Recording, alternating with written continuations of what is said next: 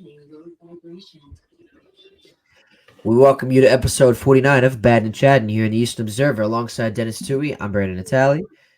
Before we get started, please hit that subscribe button on YouTube to be kept on the loop on everything Eastern Observer and most importantly, Battin and Chattin. A show can be found on Apple Podcasts, iHeartRadio, Spotify, and wherever else podcasts can be found. And make sure to download the Black Cats NYC's newest hit single, Nothing's Gonna Stop Us, which can be found wherever music is found, whether that's Spotify, iHeartRadio, SiriusXM, Sally Radio, and many others. I don't know if it's exactly newest hit single exactly. It's kind of been a little bit of months ago, but I mean, it's definitely a great single. So I definitely recommend you guys check it out. I believe, as we said, yep, it's on. I don't have Spotify. I have Apple Music, so I gotta see if it's on Apple Music. Dennis, what do you think on that? Nothing's gonna stop us. Yeah, man, I checked it out. It's not bad. It's pretty cool. Okay, all right. But Dennis, how you doing on this fine evening? How's your day? Doing good. Worked all day, and thankfully, I did work today. You want to hear why? I What? didn't have to see the Yankees play the Orioles today. Yeah, that'll look like a fun game. No,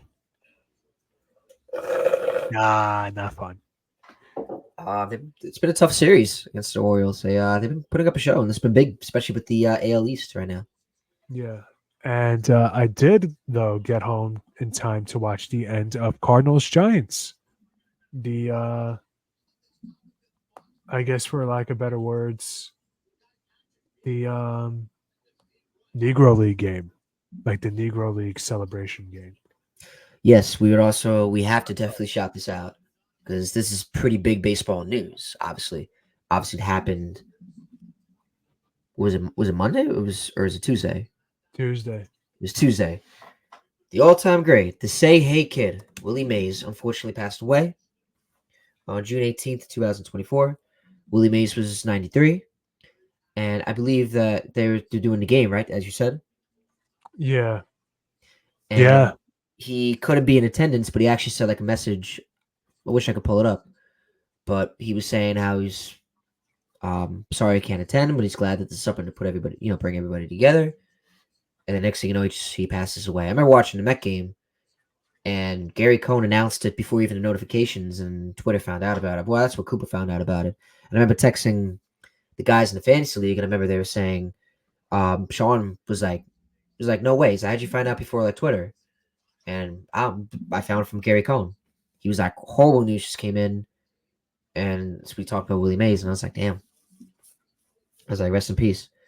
And you can make the argument Willie Mays was definitely, if not the greatest baseball player ever. The way just the impact he's had on the baseball world, even celebrities that aren't even in the MLB have been talking about him. I gotta pull up some quotes from Patrick Mahomes, Barry Bonds, Andrew McCutcheon. You can see that the love for Willie Mays and the impact that he's made in the baseball world has definitely been remarkable and definitely well praised.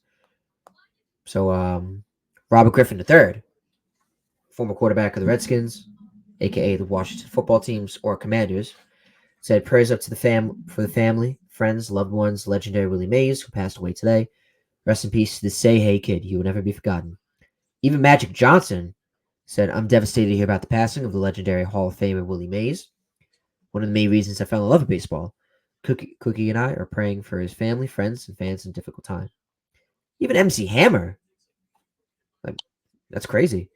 He said, Say Hey Kid, R.I.P. Willie Mays with the birds flying up. Patrick Mahomes said, Rip to the legend. Hashtag Say Hey Kid. Barack Obama said, Willie Mays wasn't just a singular athlete, blessed with an unmatched combination of grace, skill, and power. He was also a wonderful, warm, and generous person and an inspiration to the entire generation. I'm lucky to have spent time with him over the years. Michelle and I send our deepest condolences to the family. And just by looking at the stats, Dennis, whenever you come back, let me see. Let me just pull him up. I'm here. Yeah. No, you're good. Just looking at his stats, like I said, you can make the argument he was one of the greatest baseball player ever. Hall of Famer, obviously, two-time MVP. Was that? Look at how many All-Stars. Yeah, the most ever. He was an all-star basically from when he Second most started to ever. ultimately to when he retired. First 2 years, obviously he didn't with the Giants, but his last All-Star was with the Mets. I think it's pretty cool that he got traded to the Mets essentially because the Giants they moved to San Francisco. He was one Mhm. of the original New York Giants, which is pretty cool. Then I don't think a lot of people talk about. And I think what's most known for him, to me, in my opinion, is his famous catch in the 1951 World Series. Yeah. It was a 50. It was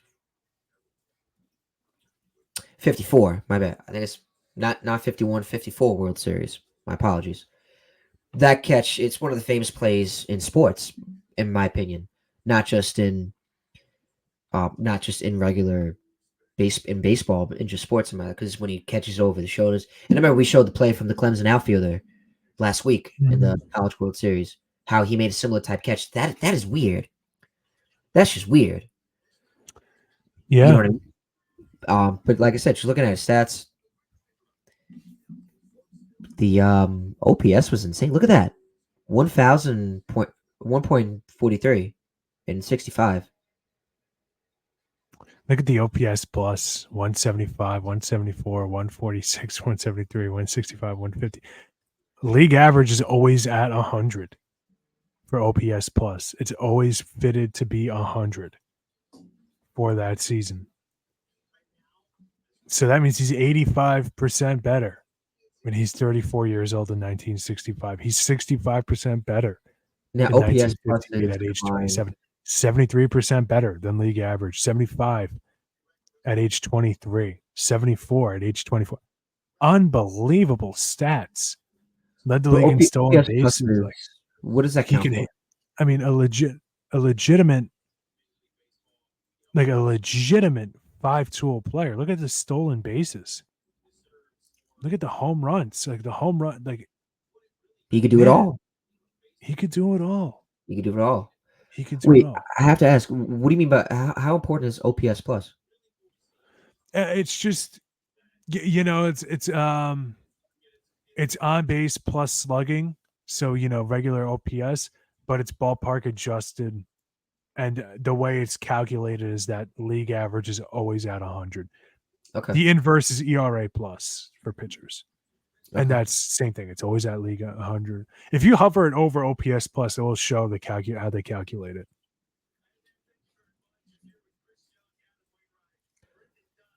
Now, I don't know how they adjust for a player's ballpark. That I don't know offhand. If they just say everything's 350 and whatever, like I don't know. that's crazy though. Just But yeah, that very much interesting. better than everyone else, man. It's a very Man, interesting sound. What is this ground? It's ground double play, right? yeah. Uh, you know, one of the best players of all time, one of the best people around the game of all time. Like, we know Yeah, this. It's so hard to talk about how good Willie Mays is because you know how good Willie Mays is. He's Willie Mays. He transcends baseball. You can make the argument he was the greatest living American athlete Monday night before he passed away Tuesday. Who's going to push back on that? now yeah, From it's. age 17 to age 42, he's a professional player. I'm just looking at his triples. Look at that, 20, like 13. It's not. It's very like insane. It's very rare. It's not common. Look at He all was the an all games around he player. played, man. 3,005 games. His That's a lot numbers of mileage. retired by the Mets, and he only played for like 2 seasons. Yeah, I I mean, mean, it should be. I guess that's less about I guess maybe that is more of his number should be retired in New York. You get what I'm right? Yeah, saying? yeah. Like maybe that's what their thinking was. Maybe just him extend, what he did for the culture. I mean, No, the Mets went yeah, to the World yeah. Series in '73, so I He get it. was on that team. Yeah, I remember they were talking about when he did his retirement speech, and it was at home plate at like Shea Stadium, and there's a video of it. I'm sure that's Joey to put on the video, but um, Like I said, it's just remarkable. Yeah, I agree. Because he was a New York Giant, and I think it's pretty cool. He got traded back to New York essentially to Yeah, didn't he retire ask in to New be York. traded back to New York? To the New York Mets? He wanted to retire in New York. Let me see. I could be misremembering the story, but I'm pretty sure that's what it was. He went to retire in New York. Um, his final then Giants owner Horace Stoneham was financially strapped and dealt Mays for pitcher Charlie Williams in cash. I didn't ever want to. He said he didn't want to be traded. This is from the San Francisco Chronicle. Then I was wrong. So he said he didn't want to be traded, but nope. Now I gotta see. No, I don't want to subscribe for only 25 cents. I don't live in San Francisco. I live in Long Island, New York. Thank you very much. But that was from the San Francisco Chronicle. All right, at least the Baseball Hall of Fame doesn't charge me 25 cents. Thank you. Following more than 2 decades after he signed. Yep. And so I'm just reading up more about it. So at the time of the trade, he was 41 years old. His career was near to an end. Wanted to ensure his Giants made the move, parting ways with their franchise icon, exchange for minor league pitcher Charlie Williams and $50,000. So the owner Willie's security was our main concern. Stoneham told the Daily News the basis behind all this was the future. Now that the Mets have taken care of Willie, I'm happy. That's what he said at the time. What else on this? It's really all I'm getting. Yogi Berra was the skipper at the time for the Mets.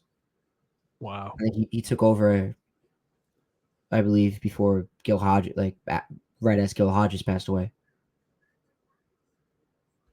That's pretty cool. Yogi Berra and Willie Mays in the same team. Yeah.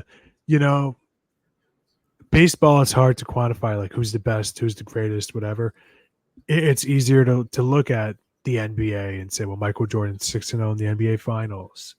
It's easier to look at Wayne Gretzky is so much better than everybody else that if he never scored a goal, he'd have more points than anybody else to ever play the game. Baseball is a lot more subjective. That being said, if somebody said Willie Mays is the best player of all time, you can't argue against it. That's what I'm saying. Like, you can't argue that he's not the best You can't player argue in against baseball it. ever. You got Babe Ruth. You got Ted Williams. You got Sporting Pop. News in 1999. Sporting News did a 100 greatest baseball players book, and I have it. I own it. It's why I became. It's why I wanted to do this as a job. I used to read that book cover to cover when I was a kid. I should look at that. Would you mind if I ever read it? Yeah, you can. I'll lend it to you.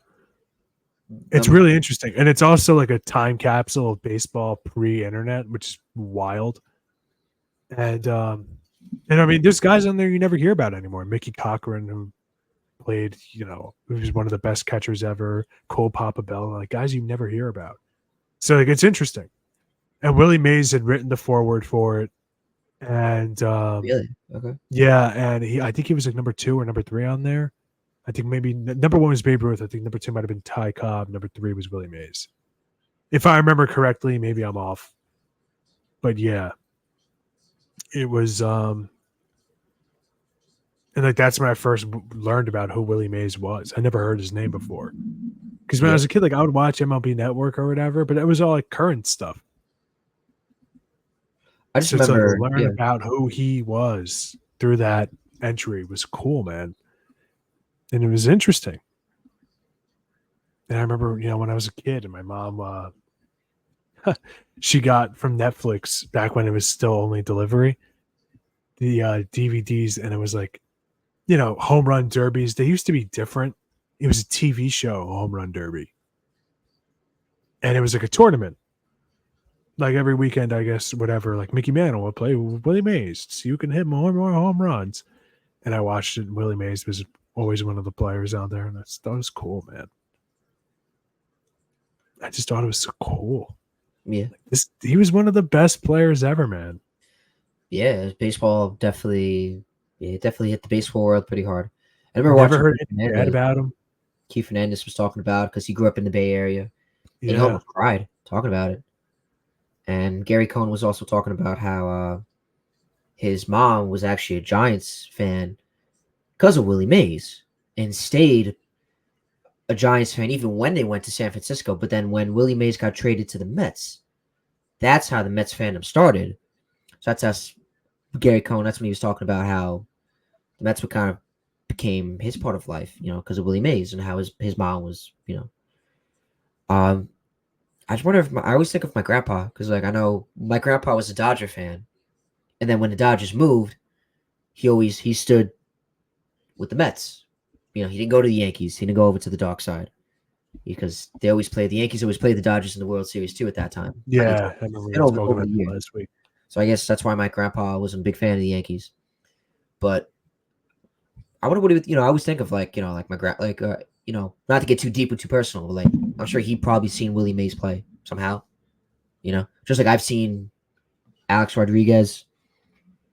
I've seen, David Wright, Jose Reyes, Aaron Judge, players like that. Even being like, the 2016 Chicago Cubs, that team who won the world, broke the curse of the great Bambino.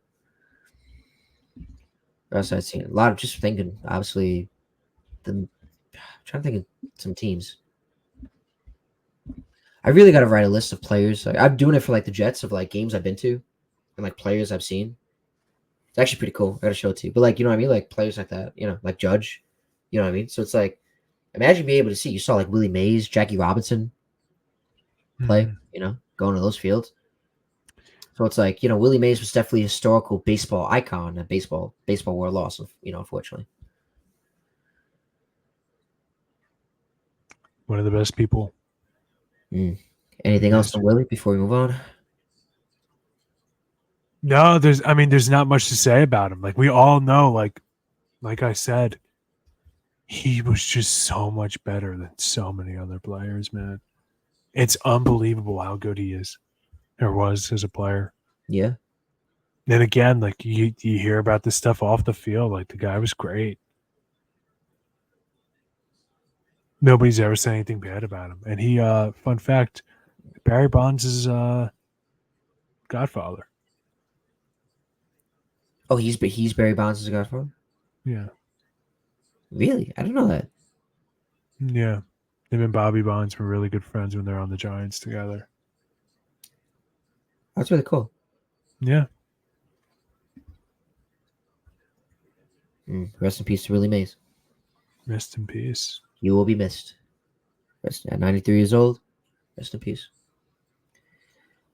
But on a happier note, Willie would be really happy to see this. Just like any other baseball fan would be happy to see this. I know you sent me this the other day. Funny enough, I sent it to you and then you sent it to me. I was like, hey, Jinx, you owe me a beer. Or a soda pop. As of June 14th to the 16th of 2024, the MLB attendance has gone up. And I know people have been saying that baseball attendance has been dying, but it is getting better and it is rising.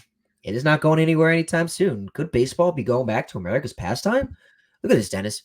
MLB games, 45 games drew over 1.5 million, essentially, for an average of 37,000 per game. And that's in between that range. Or is it? Yeah, in the 45 games in between that span. They averaged, that's how much they average. The best attended weekend since 2008, both total and average attendance. And I believe it was the 17th when it was talking about the 16th. I guess the 16th, that's June 16th. That's the date they're talking about, was when it marked the highest Sunday total since, again, 2008. And I remember that time. That's when the Mets played the Marlins, if I'm correct. They're fighting for the division. Now, and Saturday marked the highest pre-July Saturday since 2008 and the best Saturday average overall since 2013. Just looking at that.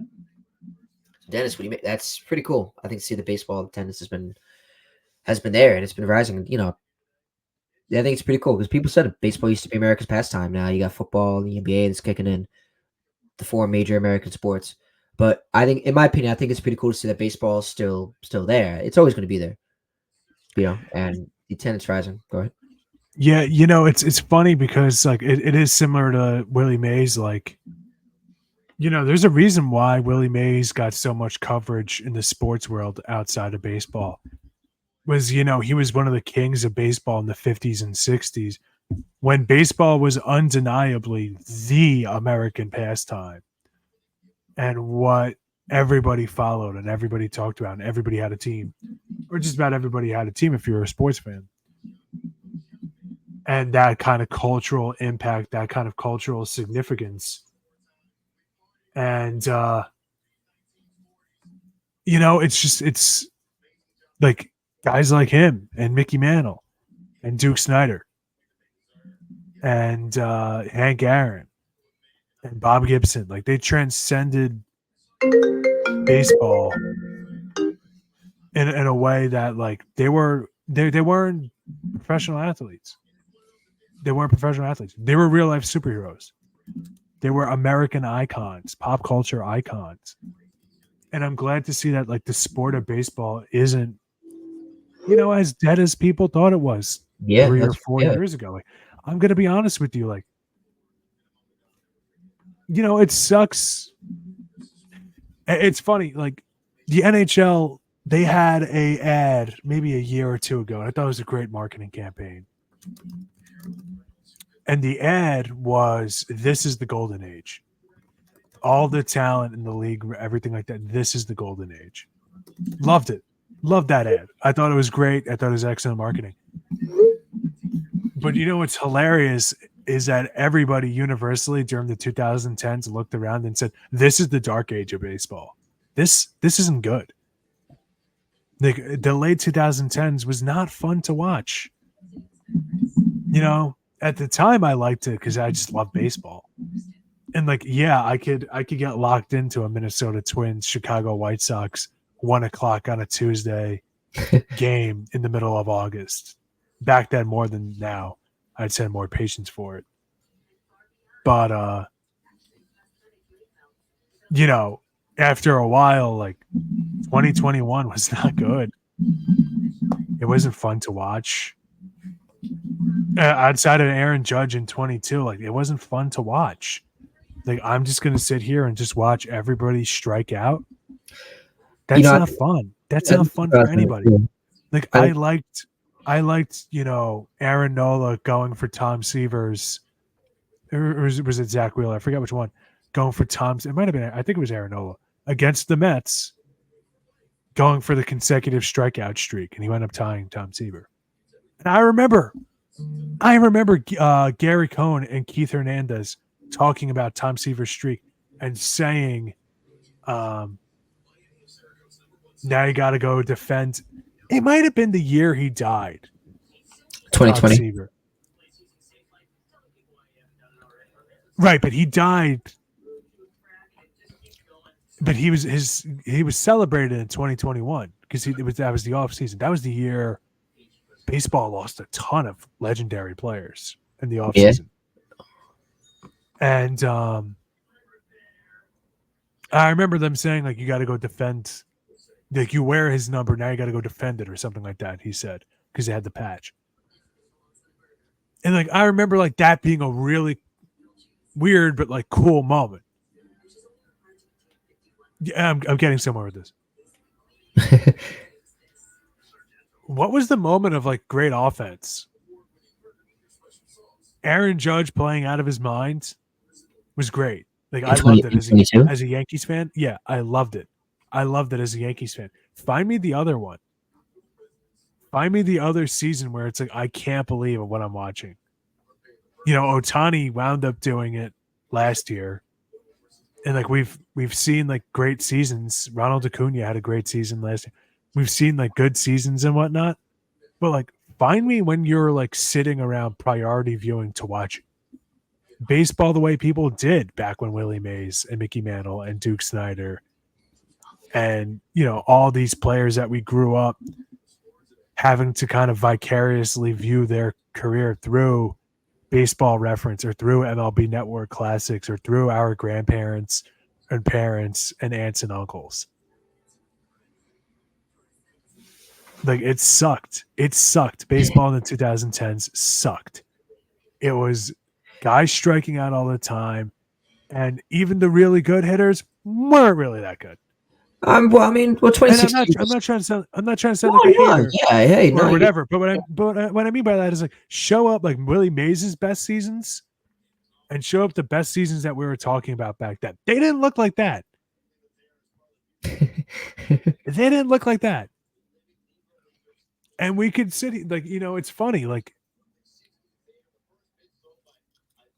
back then there weren't as many teams as there are now, obviously, but there's a lot of Hall of Famers who played back then. Are there really going to be like in the 2010s, like guys who had their prime of their careers, mid to late 2010s to up until 2022 before the league changes roles? How many of those hitters are going to be Hall of Famers? it's pretty tough. Really think about it. Really think about it. You don't have to give me like a number or like start listing names. Not a lot. Not a lot.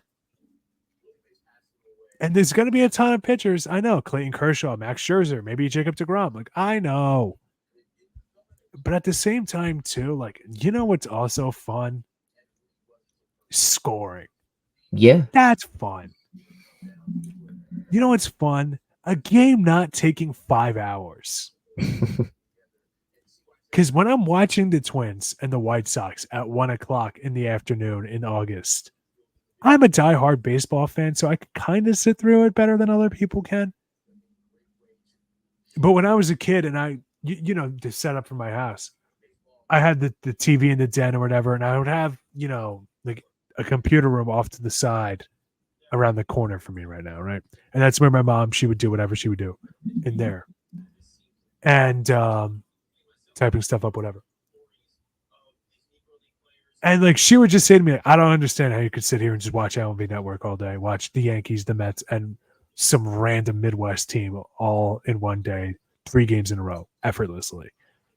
That's just is the way I am.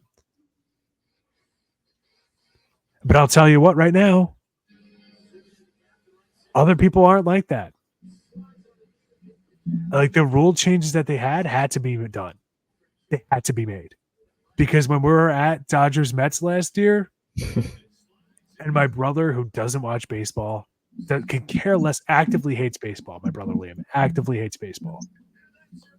And my friend Kieran, who was with us, could care less about baseball, could care less about sports. They were invested too.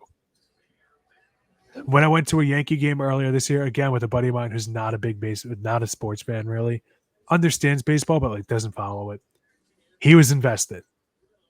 He was paying attention. He was watching. He was engaged. We're seeing like kind of like less and less phones at the games. You know what I'm saying? Like you're seeing more interaction. Yeah. More excitement. You're not just watching the games anymore, man. You're experiencing it in that way that people experienced it back then because it's a quicker pace of play. It's more accessible. It's more interesting. Like, dude, I watch the Yankee Classics sometimes when they have them on the S Network, and the Mets Classics, even though it's usually just Yohan Santiago's no hitter. They show that like 800 times a week. I say that because I was laughing with a buddy of mine, Joe, at work yesterday about it. And oh my God, it is night and day. It is night and day. It was depressing watching like a Yankees Classics of like the 1996 World Series, Braves Yankees Game 6, and then having to watch Yankees that night and just being like, wait a minute, so a World Series game where every pitch literally did matter was an hour and a half less than this? Is that necessary? Is that going to get people watching the sport? Is that going to get viewership? Is that going to get ratings? Is that going to get people talking about it? Like I get that people make fun of like Stephen A. Smith doesn't know what he's talking about. Like Colin Cowherd doesn't know what he's talking about baseball. Skip Bayless doesn't know what he's talking about with baseball. It's like, but you know what? That is good for the sport to have those shows talk about it. And now when, they talk about the Dodgers this year, they talk about the Yankees, and they talk about, these teams, it gets people to watch the sport. More casual viewers understand the narratives around it. I think baseball got way too much just what's on the score, what's on the spreadsheet, what's on the baseball reference. You tell me your baseball reference, I tell you your career. Like, that's fun. That's cool. But at the same time, too, as much as I want to talk about how great Willie Mays was, I can't experience it. Okay. And I think we got to a point where it was hard to experience the game of baseball. And I know I just kind of went off on a tangent there, and I hope you followed me. I hope our viewers and listeners followed me. Oh, for sure. But it got hard to experience baseball the way it should be experienced. Shane Bieber is a great player. He is an excellent player. He was getting like 16 strikeouts a game. Like, it was great. I love watching Shane Bieber get a bunch of strikeouts. But you want to hear something crazy? A strikeout's a dime a dozen. It is. It is. You know what? You know what I want to see? I want to see a ball in play. Like, the sticky stuff had to go. It had to. It was ridiculous. 96-mile-an-hour curveballs that were like tabletop curveballs that would make Earl Hershiser jealous. Are you kidding me? What? I mean, when I think of the 2010s, it was retro. Like, looking back at it, it sucked. Like, that 2021 sucked. That was one of the worst years I've ever seen. Looking back at it, because the sticky crap, and like, it got to a point, man, where it was ridiculous. It was ridiculous. Like, I love Garrett Cole. And I thought Garrett Cole is so good, man. Oh, my God. But you want to hear something? Like, can I see a defensive play? Can I see someone dive? I don't know. Like, we think of like, oh, look at the great range of these shortstops nowadays. Look what the defensive analytics say about that. It's like, guess what? I don't care what the defensive analytics say. Ozzie Smith is still a way better defenseman than Carlos Correa. I don't care. I don't care. You want to hear why? Because not only was he a really good defenseman, he was exciting while he did it. And now, like, it got to a point where the ball didn't even get put in play. Maybe there could have been our generation's Ozzie Smith. Now, people will say that's Andrelton Simmons by stats. You're right. Andrelton Simmons, I always looked at Andrelton Simmons and thought he was a wizard on defense. You're right. Absolutely right. No, I'm sure Andrelton Simmons is a great guy and a great hang, and I would love to get a beer with him and just, chop it up. Guess what? I never watched Andrelton Simmons and thought he was half as good as anybody said he was. I just didn't. Maybe that's me. I'm trying to look him up. It got to a point where, like, our standard of what was really cool was absurd. And I'm glad to see, for every yin, there's a yang, and we're swaying back to, you know what? Let's let baseball just be cool again. Let's just have fun with it. Let's just watch the game and enjoy the game. What's the best television product we can have?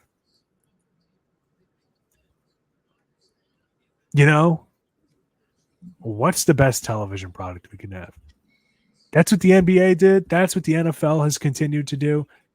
The NHL has experimented with it. The 3 players in overtime in the NHL is really cool, dude. Baseball refused to change, and then it changed for the better, and I'm glad. So as much as people want to kill Rob Manfred, and there's a lot of reasons to dislike him as a commissioner, I'm glad, as gimmicky as the Manfred man is on second base and extra innings, I'm glad we have it. Because those 15-inning classics people would talk about, Mets Braves from 1989 or 1987, 86, whatever it was. You remember that game that everybody talks about? It's the only extra innings game anybody talks about because all the other ones freaking suck. Sorry, I don't want to tell you Santa Claus isn't real, nor is the Easter Bunny or the Tooth Fairy, but someone has to call a spade a spade. Any extra innings game that went past inning number 12, 9 out of 10 times, horrifically bad to watch. It was like watching a snuff film at Yankee Stadium. What do you want me to say? So But rules had to yeah, change, man, and they changed for the better, and the you ratings think reflect this that. attendance is because of the rule Attendance changes? reflects that. You think Definitely, yeah, okay, definitely. it's definitely And the biggest rule change that affects it isn't just the pitch clock, isn't just the bigger bases, isn't just getting rid of the sticky stuff. We always make, well, you don't, I do, make fun of the National League wild card. All but 2 teams are in the playoffs right now, or in the playoff race. That doesn't mean something because the teams are actually trying. You can't just unload a team of horse crap anymore. Like the Pittsburgh Pirates have a good team. I said that with a straight face. 5 years ago, I'm not saying that, man. close the door. Thank you. It's unbelievable. I'm glad, man. I'm glad that this is happening. No, I like the rule changes. I think it definitely. I don't really feel like it. I don't notice it anymore. I'm kind of used to it. I Yeah. think it was definitely kind of weird to adjust to like a pitch clock in baseball, like for the first time since its existence in the MLB. Like in football, you had to have like a play. You had to snap the ball a certain amount of time.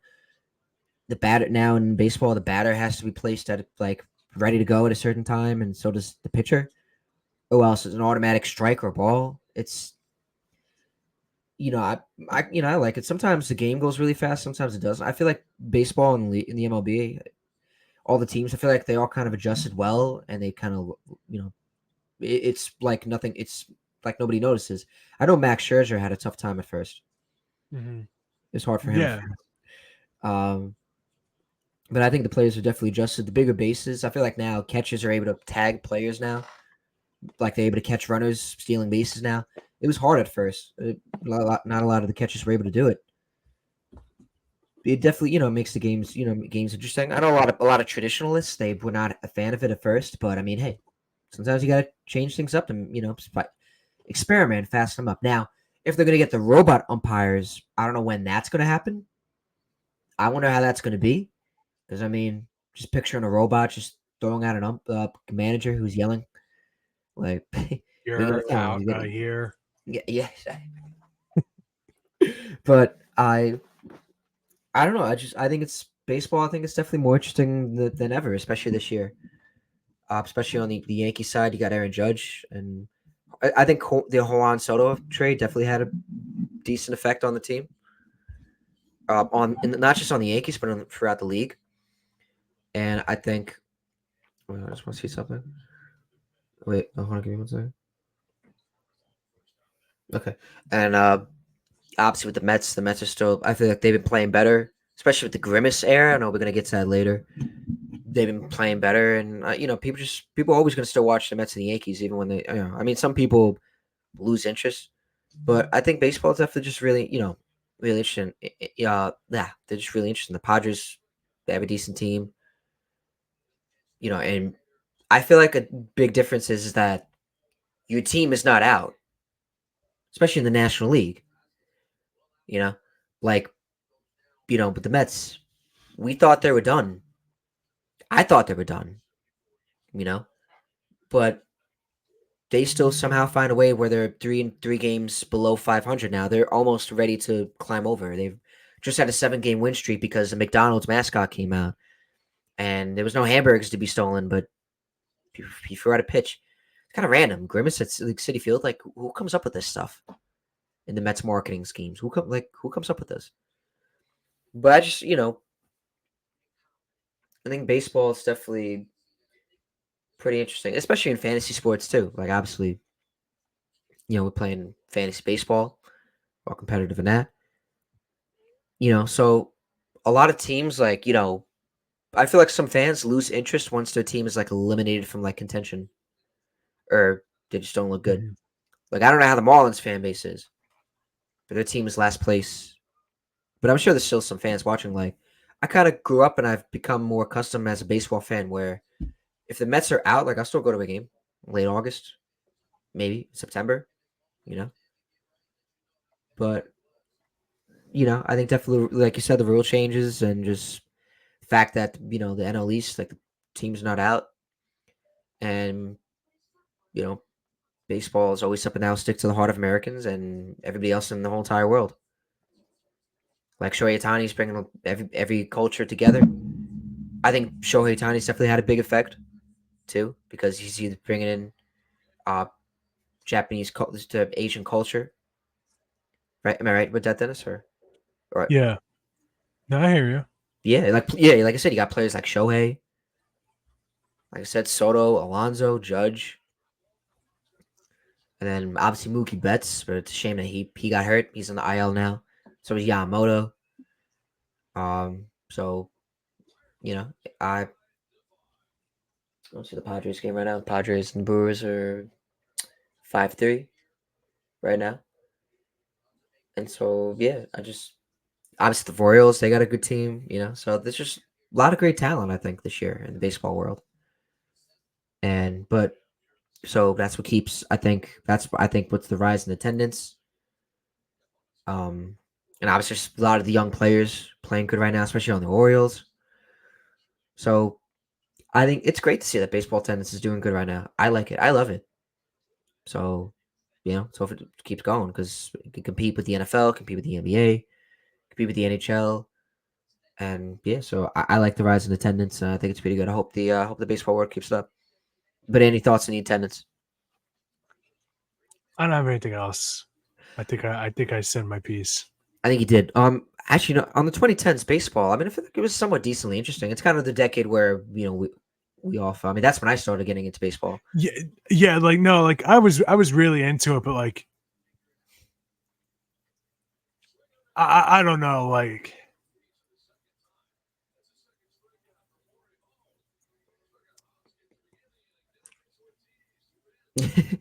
it was it was different than it had been in the past. It became a lot more watered down. I feel like a lot of the players for a lot of the legends in the game were retiring at that in that decade. Yeah, David Ortiz, Derek Jeter, A-Rod, A-Rod. David Wright. See, yeah, like listen, that always happens though in every year, in every decade. The greats of the 2000s retire in the 2010s. The greats of the 2010s are going to retire in the 2020s. Adley Rutschman and Ronald Acuna are going to retire in the 2030s. Like that's not what I'm getting at. What I'm getting at is like, they're just. It was different. Yeah, I don't know. Like it was just It was different. I feel like some of my favorite You know what moments I were mean? Like it watching. just. I don't know. At the time, I didn't realize how bad it was until I think back. I feel You like know what I'm saying? yeah. Of course, I'm nostalgic for like Chase Headley hit a walk-off home run on a Yankee game I went to. Like, yeah, that's cool. Wow, Chase Like Headley, moments yeah. like that, like and had fun with it, whatever. Like that's fine. And like so I was born in 2000. I started following baseball in 06, 07-ish. Like that's really when I started following it. So like when I think of like past players or whatever, I don't think of, I'm not trying to throw our guy under the bus here. I don't think of like the Gene Larkins and Kelly Grubers of, the 90s or whatever. You think of Ken Griffey Jr. and Don Mattingly and guys like that. You know what I'm saying? Like you think of the best. Right. So like, it's weird to watch a game where like you can't cut through the filler. You can't cut through the mediocrity of, I feel like Tomas Nido and I feel like now Romero Pena. Today, more of like besides like the legends and the elite player, like the whole, right. house, like that's what I'm saying. Like you're forced to watch. Yeah, you're forced to not just like watch. who Tomas Nido, You gotta get right to get the greatness of Mike Trout. You gotta watch the mediocrity of Anthony Rendon on the Angels. And I'm not trying. That's not a slight on Anthony Rendon. It's just maybe that's why it's different. You know what I'm saying? Maybe because instead of watching, MLB classics or whatever, or like the 50 greatest games when they used to do that. You do watch like the dog days of baseball, whatever. But I used to watch a ton of White Sox games. I think I've told you this or said it on the air before. Yeah. I used to watch a ton of White Sox games in the 2000s because I had WGN. So I used to watch a lot of Cubs and White Sox games for whatever reason when I was a kid. I don't know why. I used to watch, the Paul Konerko, Carlos Quentin, like those kinds of teams for the White Sox, and then like the Starlin Castro Cubs. Wow. Yeah. And I don't know. Those teams were also kind of different to watch. Like the White Sox were like a different team to watch. Like Mark Burley games were fun to watch. And Yeah. the He was dominant. 2010s, like it's just, I don't know. It's hard to argue it. Like I'm sure if I had like very young Dennis, like baseball junkie 11-year-old Dennis, high school Dennis, and current Dennis, like it would be 3 different conversations about the evolution of baseball. Kind of interesting to talk about with an 11-year-old, but I'm sure he would definitely be down for it. I Starlin used to watch Castro. like 18 hours of baseball all day. And it's just it was I don't know, man. I don't know, but like what I can tell you was like it wasn't as fun to watch as it had been when I was younger. Right. And Yeah. now it's fun again. It's more fun than it was when I was younger to watch a game. But hey, credit to that. And like I Especially said, if it's 2 good teams. Like the Yankees lost last night.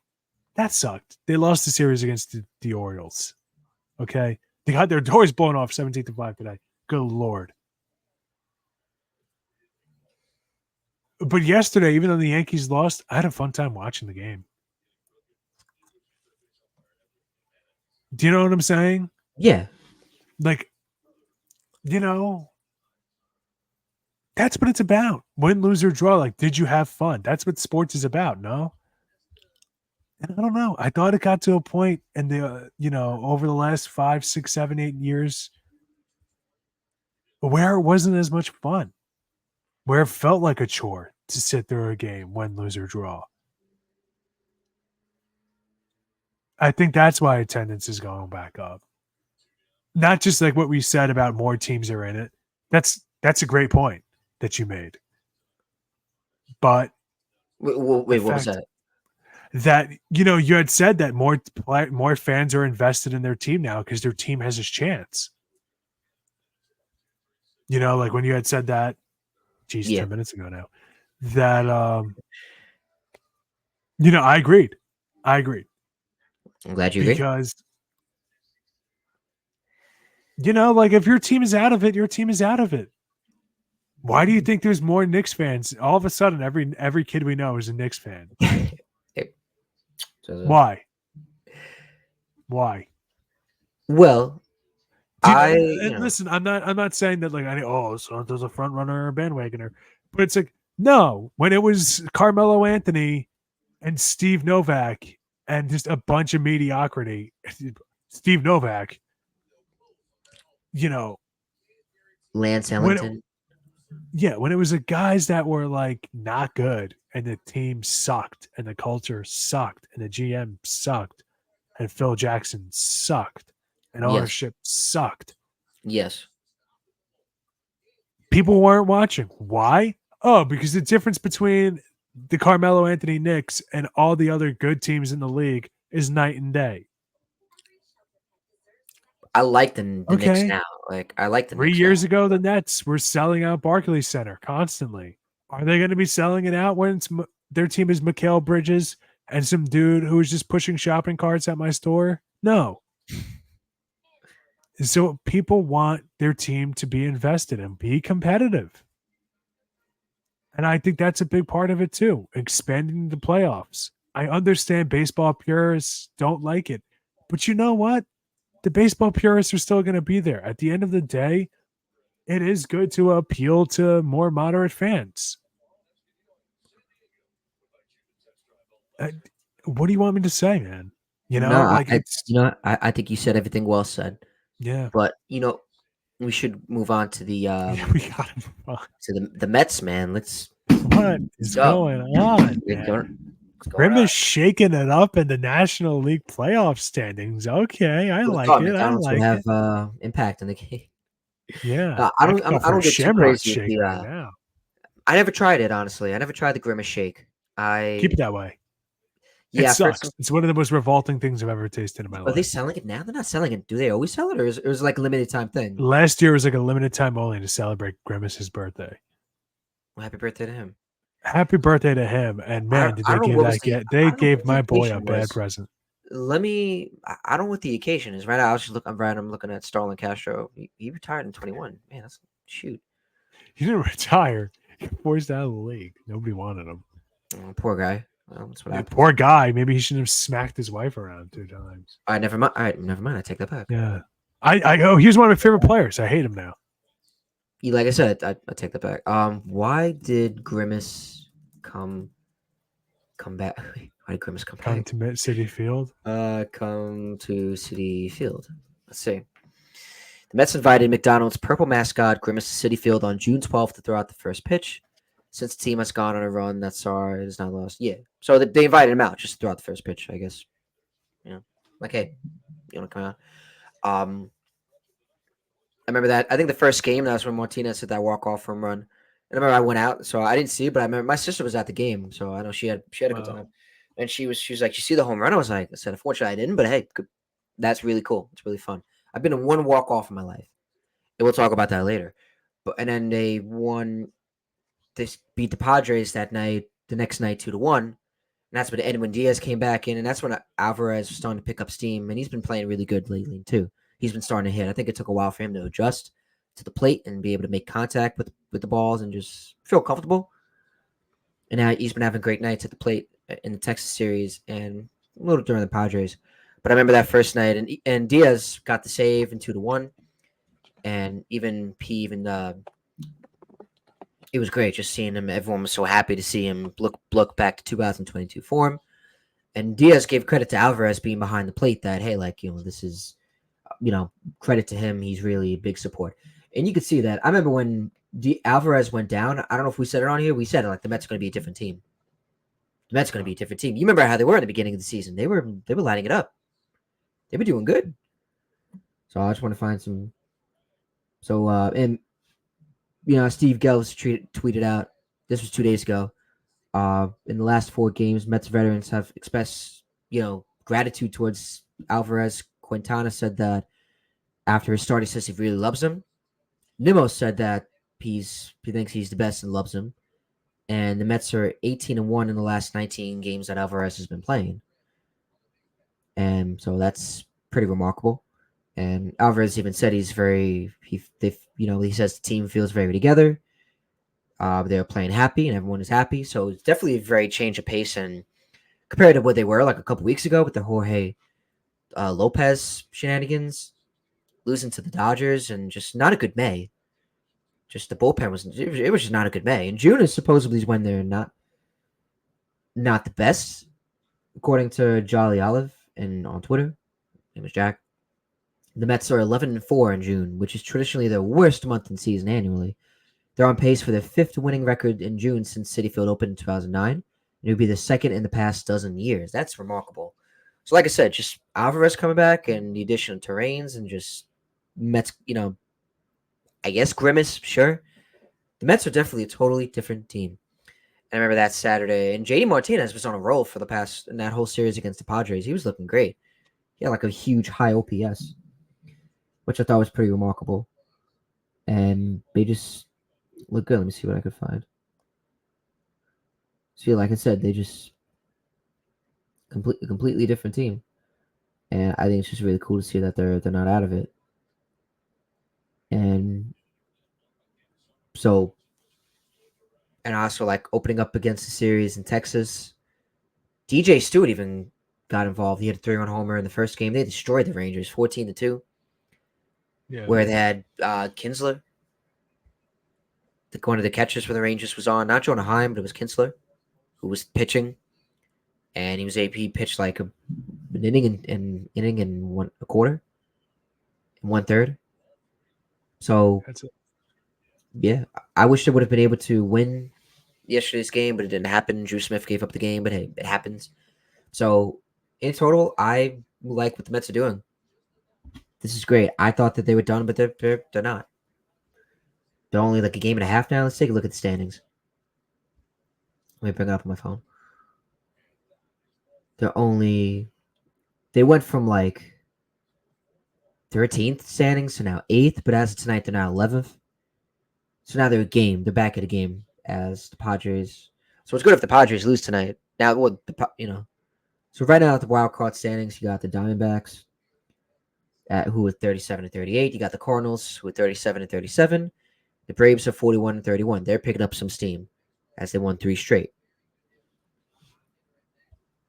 Oh, Christian Yelich is up right now for the Brewers. Austin Riley's been great lately.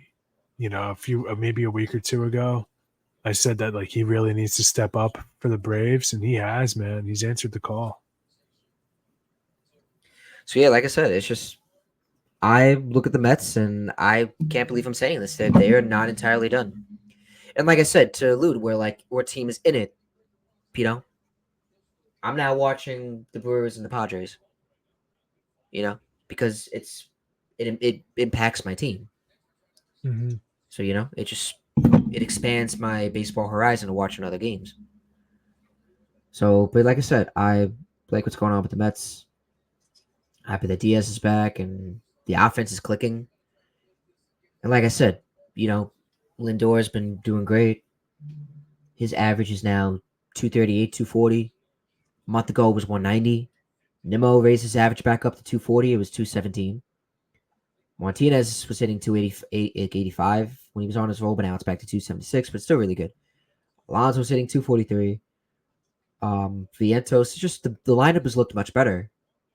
The lineup looked like last year's Yankees, but now the lineup is clicking and it's on a roll. I'm sorry, but it's true. Like the averages were just not there. Yeah, I don't want to think of last year's Yankees. Well, difference is we don't have Josh Donaldson. But like I said, come on, that's not right. I'm sorry, but like I said, they look much better, and so yeah, I'm definitely thrilled with what's going on with the Mets. And now Kodai Senga has been doing good in the bullpen sessions, and his next goal is to face live batters when he touches the mound, as Mendoza said Sunday and Monday. There's no official return for his timetable, but hopefully he comes back. That will be a big boost, and I got that news from NYM News. That will be a big boost for the Mets if they get Senga back in that rotation. I think the odd man out would be McGill. He's been weird. I mean, the last game when they lost 4-2 to the Marlins, he was pitching. He had 8 strikeouts, but he had 4 innings and 2/3. He didn't last long as he got taken out. So, and I think if the more they keep winning, I think the less then the Alonso trade rumors will start to go down because you're on road to contention. You're gonna need Alonso to win. So everybody's lives on the roster, everybody's roster spot is on the Mets is technically Jeopardy. in jeopardy. Yeah, because if you want Alonso to stay, you got to win. Harrison Bader, if you want to stay on the team, you got to win. Luis Severino. Like I know you signed on a 1-year deal, but if you want to, you signed with this for a reason. Yeah, let me ask you about that because the Mets were talking they're on this hot streak or whatever, and I've been much more positive about the Mets this season than other people have. But do you still trade JD Martinez, Pete Alonso, Harrison Bader, and Luis Severino? I'd say yes. What? I say you're crazy not to. Whoa, wait, what? Brandon, this team's not winning a World Series. I don't. Well, I mean, maybe if they added some pitching, but I mean, look, you would buy with this Mets team. Well, I mean, they had a good. Did you see them in their run? Dennis, D-Train, come on, man. They're not better than the Phillies. I'm not saying that. I'm just saying they can compete. They can compete. Yeah, but my thing is like back, and then it just. I understand that, but my thing is, I see what you're saying, but like I said, I just think if they're not, We got to see how the season goes because look, they just had a nice 7-game win streak. They looked great. Like they actually were putting together some consistent play. They could Obviously, go on they a didn't win 5-game yesterday. losing streak. Say it again. They could go on a 5-game losing streak, and then what? You know, Then, I just like I said, think, like I right think now, I'm saying right now, like I'm riding high on them, but we don't know what could happen within the next week. This next series against the Cubs, it will essentially determine the rest of the season. This is big. I think if they're not first place in the NL East going into the trade deadline, they need to trade those players. What if they Listen, have one? it's not like an indictment on the Mets fandom or anything. It's just, you know what they are if they don't trade? They're the Chicago Bulls of this season. The Chicago Bulls, I have no clue what they were huffing or smoking or shooting up, snorting, whatever, when they decided to not trade DeMar DeRozan and Zach LaVine and Nikola Vucevic and Alex Caruso at the trade deadline. The entire league thought they were sellers, and they turned out to make 0 trades. You can't be the Chicago Bulls if you're the Mets, because you have all these expiring deals that if you don't win the World Series, it's not going to pan out for you.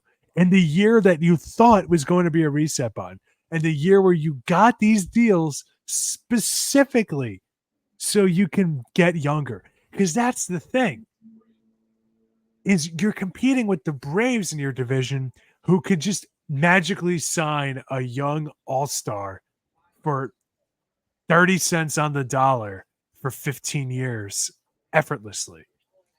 And if you're the Mets, you got to build a farm system because Francisco Alvarez is really freaking good. Yeah. They should do And what the Braves did. Mark Vientos is really freaking good. He looks way better than he's Brett done in the past Beatty has years. shown at times he's pretty good. He has shown at times, and they're playing him now at second base.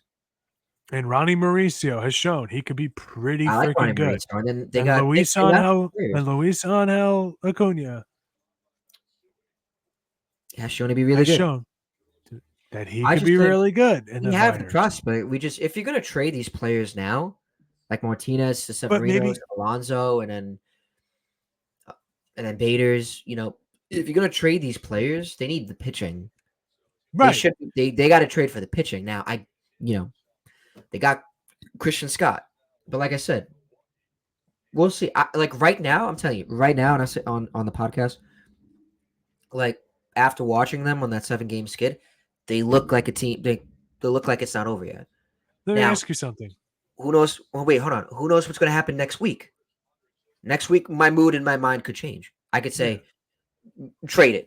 But you know what I mean? They looked decent when they were put together. They looked good. They came back the other Tuesday night against Texas. And Alvarez looks really good. They got a great catcher. They should lock him up now for the next 10 years, like the Braves did. Like I said, right now they look good, and I'm confident. But like I said, that could change next week. So I couldn't really tell you if, right now, I would say no. Don't trade everybody. See how you do in the Cubs series next week. Yeah. Oh, obviously July. Obviously, don't trade some. Oh, continue. I keep cutting you off. I'm sorry. No, you good. No, I know. No, yeah, I know what you're trying to say. Obviously, not trade them now, but obviously, I would just continue to wait and see. Because right now, my answer would be no. I know you think differently.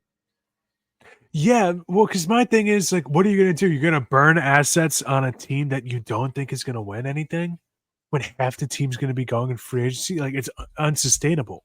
Right. Okay. To me, I just look at the sustainability of it and think it doesn't add up. You can sit down and tell Pete Alonso, listen, man, would we be in play if we traded you? Would you write us off in the free agency?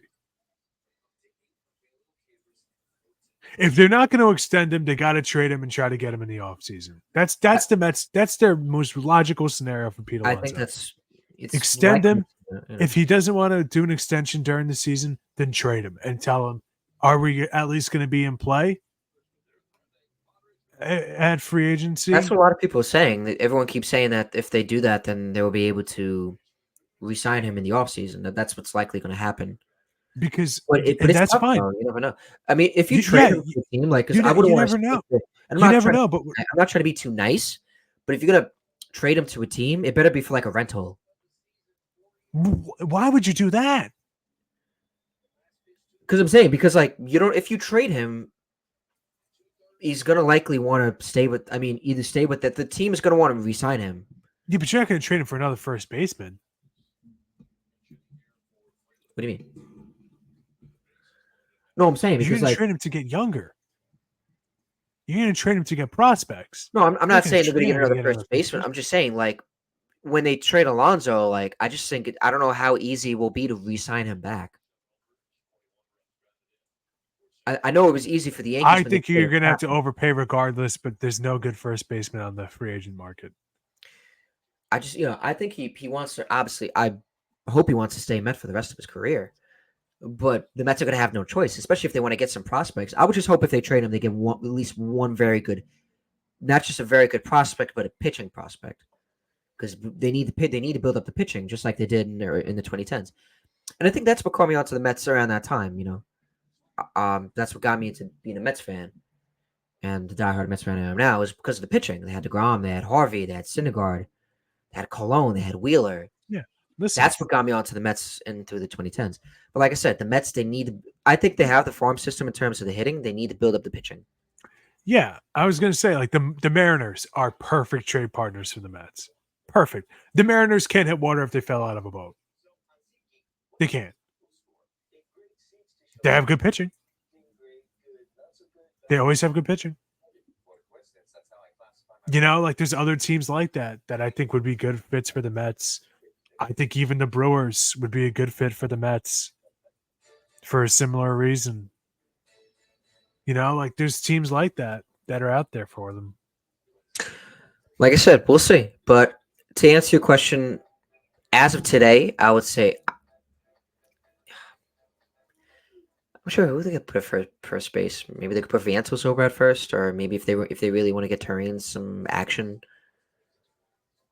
But you could also sign somebody who gets released on waivers to play first. Like I don't listen. If you trade Pete Alonso and JD Martinez and Luis Severino and Harrison Bader at the trade deadline, or maybe Marte and McNeil, there's no reason for him to finish the season. Oh no, McNeil. I think McNeil. They should trade McNeil. He's checked out.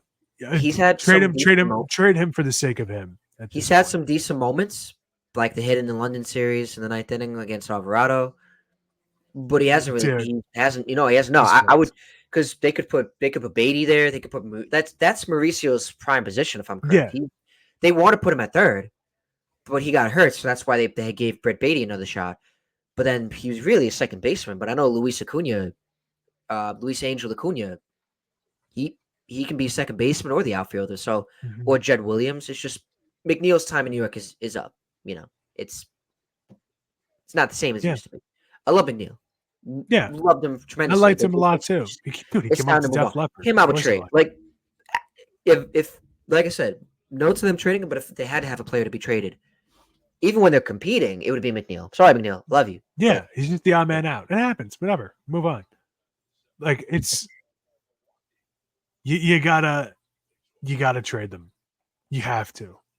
Maybe not all of them. Maybe listen, deals fall through. But dude, I don't know. I don't know how you hold on to all of them. That's crazy to me. Especially when the difference of what makes a good team and like a playoff caliber, like star team is so slim because so many teams can be in on it. It makes the most sense. Yeah. It just does. I know that sucks to hear, especially because this is a fun team to watch now. It's not like they were like, listen, the Mets were a fluky team this season. Like, and I'm not trying to say that to like besmirch the Grimace run. Like, no, of course not. I would never do something so heinous. But like, how many games did you guys blow? And I'm not saying that to be like, oh, look at high mighty Yankee fan whose team got clobbered 17-5 today. I'm saying that because like you could talk yourself into this team can have like what 5-6 more wins easily. like be a contender for the division lead. Like, I get it. It sucks to hear that they should trade when that's the upside. Like, that's the ceiling. I get it. But you also have to be realistic, man. Like, that's just the way I it know. is. I know. That's just the way it That's just is. the way it is. Things will never be the same. Yeah, That's just like the I way don't it is. know. I don't even Oh know who yeah. they would trade with. Like the Mariners are like as a good fit for them. I I'm don't excited to know. have Senga back. I think You should be. I'm gonna start going to Met games soon when I get a little better, and I'll let you know how the PT goes in terms of my foot. Yeah. We know. Maybe if you're not, yeah, honestly, like there's gonna be times when I just go to City Field just by myself. Honestly, I'll take the train, or maybe I might drive, but I'd go like with you. yeah, I'd love to take you. Like Any Met game you want to go to, I'll go to. yeah, honestly, I'll let you know. Like honestly, I don't, yeah, no, I'll let you know. I'll let you know how PT goes. I start the 28th, so if I do good, I crush it. Hopefully, I'll get a hang of the boot and walking a bit because I'll be still be in the boot for a little bit. Um, and hopefully, I won't be on crutches that much because with the crutches, I've been a little safe. But it all depends what the doctor says. But I'll let you know. But like I said, I want to go to as much Met games as I can. Yeah. Especially with how the team is. So, but yeah, like I said, I will let you know. But they have been a fun team, so that's why I just want to see them. But I think we should switch over to the Yankees for a little bit before we wrap up the show. Tough series against the Orioles. I know the other night but Ben Rice, huh? Garrett Cole, huh? Yeah. Pretty good. I like what I've seen. I didn't watch today. I heard it I wasn't good. think the It the wasn't good. biggest takeaway for the Yankees right here, right now is this is now a few bad starts in a row for our guy Luis Heel. 1.1 inning pitch today, 8 hits, 7 earned runs, 1 strikeout. Mama, there goes that man. Went from a 2.03 ERA to a 2.77 ERA today. My guy Mike Tonkin still doing good for us, man. I can't believe this guy, man. 1.2 innings pitched, one. Canley looked good. No, Taco was a Met. I'm pretty sure. They sent Ron Marinaccio down. I don't know why, but they keep sending Ron Marinaccio up and down. Caleb Ferguson, not great. Jose Trevino gave up 3 hits today in He was relief. a Met, That's and not they good. let him go in the beginning of the season. Tonkin, yeah, I Yeah, know, crazy. along And with now a we're lot of only other. 2 games ahead of.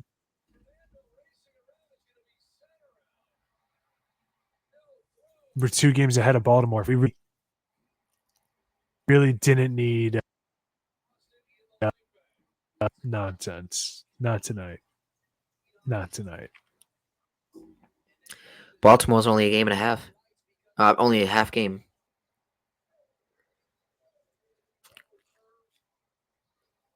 Wait, what? That doesn't make sense. We're 51 wins. They're at 49. How does that make sense? It says half game.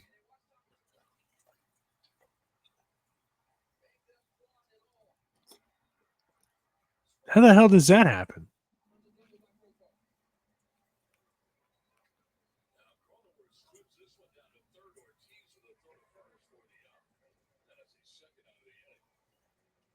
Am I missing something here? I think you are. No, I'm not. Wait a minute. This is just what I see. So if the Yankees were 51 and 26 and Baltimore wins and becomes 50 and 25, they jump us because what reason? How would they have a higher winning percentage? I don't know. I'm not good at math. I'm a Neanderthal with math. I'm an idiot. Like, I'm not doing these mental gymnastics at 11:49 p.m. That's confusing to me. Okay. But overall, the Yankees, not Is bad. that the tiebreaker? If they're the I don't know. But overall, with the Yankees, not bad. Nothing to anger you. Yeah, like I'm mad Louis Heel is kind of declining a bit. I didn't expect him to be pitching like, I don't know, like, prime Nolan Ryan for the rest of the season, like he looked to begin the year and winning the Cy Young Award. Like, I didn't expect that. But I wouldn't have minded it. Would not have minded it.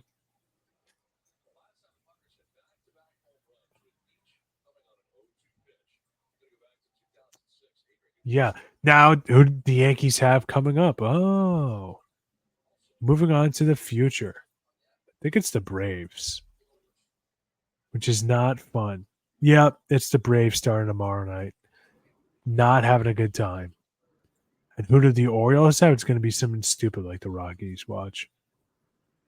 Houston. Yeah, they've been terrible this year. Yeah, it's gonna be interesting when they come to Citi Field. That's The been playing a Orioles or lot. the Astros?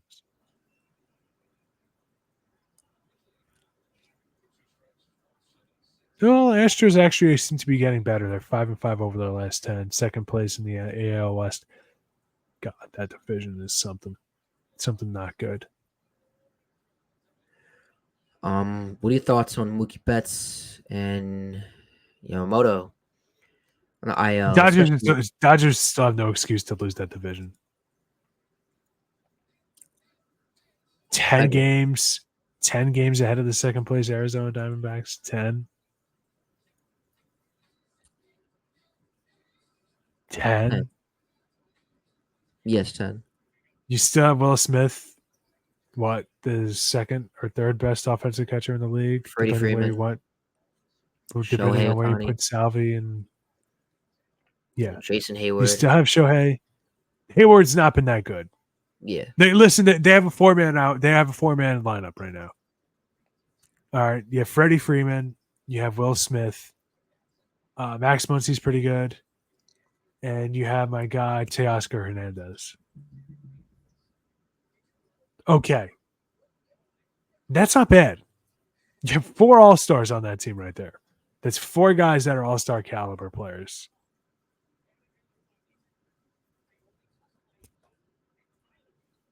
I don't know. Listen, I've seen teams get elevated more with less. Just saying. Yeah. The Padres always shoot themselves in the foot. The Giants, the Giants are starting to frustrate the hell out of me.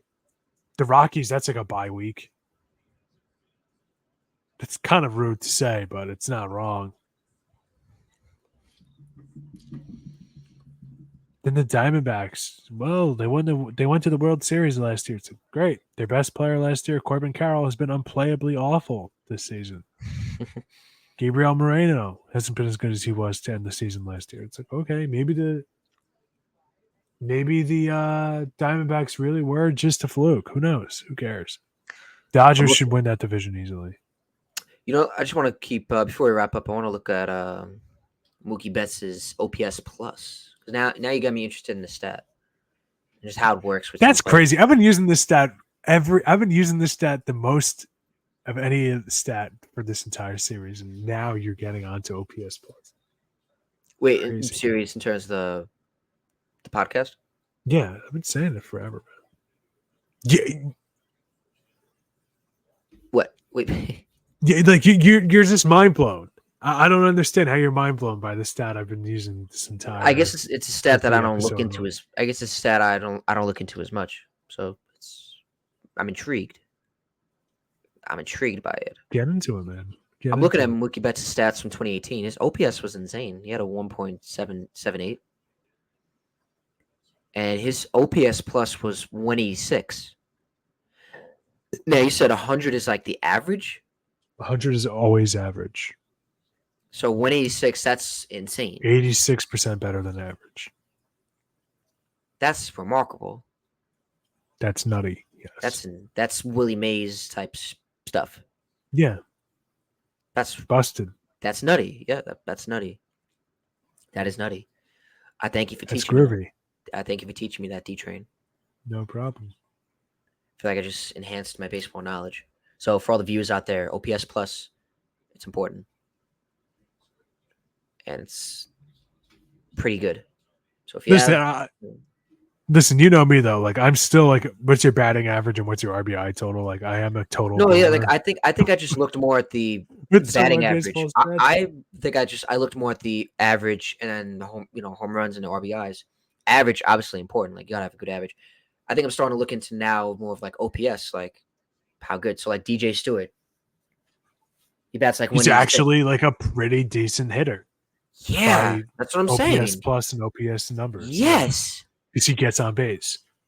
Now the best is to get over like 700. Or it's like I don't know what the OPS average is. I think it's like 7 to 750. That one's not always a set number, but it's usually in that 7 to 750 range is usually average. That's just kind of what the mental math of people say is like, okay, that's pretty good. so he had a decent OPS. OPS plus though is always set to 100. His OPS plus right now is 103. DJ Stewart. He's a little above average. That checks out. And his OPS last year, his OPS was 840. That's pretty good. Yeah, like last year he was a decent hitter. I didn't realize he was as good as this. I swear I've seen Rhys Hoskins bat like 9 times today, and I've seen nobody else from the Brewers bat. But It's DJ just been Stewart, him and Christian Yelich every single at bat. I swear. So he's DJ Stewart's in like 183, but his OPS is 688. Like that's okay, I guess. I guess so, yeah. But like I said, I thank you again, D-Train. Is there anything else before we wrap up? I thought I did have something, and I totally forgot what it was. Okay. Oh, well, I'm glad to see baseball highlight the Negro Leagues today with the Giants and Cardinals. I thought that was pretty cool too. Yep. Thought that was cool. I like the presentation of it on Fox. And, shed some light on some more unknown players and kind of a forgotten era in history. And I guess maybe for a lack of better phrasing, like a subculture of baseball being the Negro Leagues, like not. Did you hear that? Hear what? There's like a weird beeping noise. I don't know. I guess maybe my connection got squirrely. I think your connection was squirrely, yeah. Okay. We're gonna be wrapping up soon anyway. And I just think like, you always hear about the Negro Leagues, but I'm glad to see it's getting more celebrated, more talked about. I don't know. I definitely like I am kind of looking back at it, like some of the stat stuff being included is a little weird. Like batting average and stuff like that when they played significantly less games. Right. But overall, like I'm glad that era of baseball is more talked about. That era of, the Negro Leagues. Because there's so many forgotten careers. So many forgotten legends and icons and whatnot. Mm. It's important to know the history of your game and the history of your culture, sport or otherwise. Right. So I liked it. Cardinals won 6-5 or 5-4, whatever it was, the final. And congratulations to them, man. Yes. All right. I'm gonna wrap it up. You ready? Yeah. Oh, that's the other thing I want to talk about real quick. Garrett Cole in his first start back looked good. Looked pretty good. Did all right for himself. 5 strikeouts. Not bad. Not bad. Okay. So I'm glad. I said if the Yankees are top 3 in the division when he gets back, I think we're in a good spot. We'll see. We'll see. We're numero uno, so hopefully we Alright, kind we'll of see. get Yeah. That's definitely a the big Jets addition going. for you guys because you guys are winning without him. So, Correct. But you know, Louis Adam's that. Heel, get back to action, bro. That's what I'm saying. Kota Senga, if you see this, please come back as soon as you can. Don't rush it. But, I mean, I'd love to see I Kota like Senga Senga. back from the Mets. Because, like I I said, want I'm to a see Mets him fan. pitch. I'm a diehard Mets fan, and I love the Mets. So, Senga, please come back. Because I want them to get on a roll. Senga, come home. But, all right. That's all. All right.